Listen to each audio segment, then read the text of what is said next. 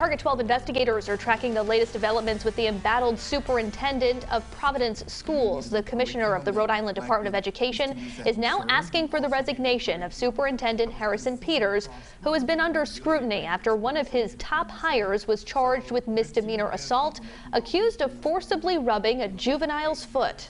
Target 12 investigator Tim White joining us live in studio. Tim, Commissioner on Infante Green asked for Peters' resignation just this morning. So far, that hasn't happened. Can she fire him? Yeah, Brian, we had the same question in Target 12. So Steph Machado obtained Peters' employment contract. Under Section 6, there is language on for-cause termination.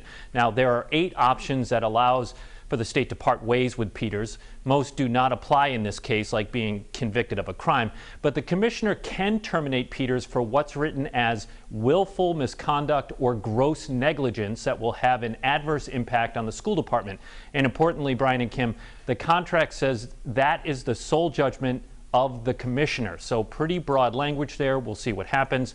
By the way, the contract also spells out his compensation, $225,000 a year with perks like a car allowance.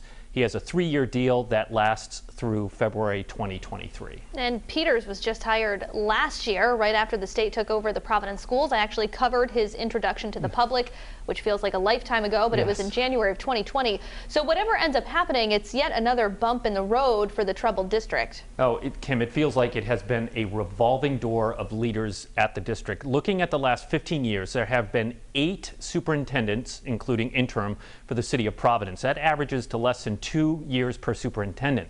The longest serving leader in that time was Chris Marr, who was the last superintendent before the state took over. He was in charge from 2015 to 2019.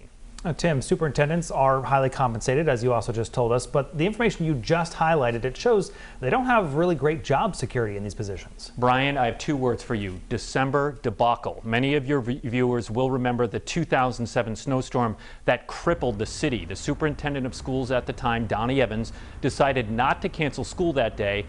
When the weather got bad, buses couldn't get kids home, and there were images on the news of police officers pulling students off stranded buses. Parents were furious, as you can remember, and so was then Mayor David Cicilline. Hearings were held about the blown call on this one, and it was ultimately Evans' downfall in the end.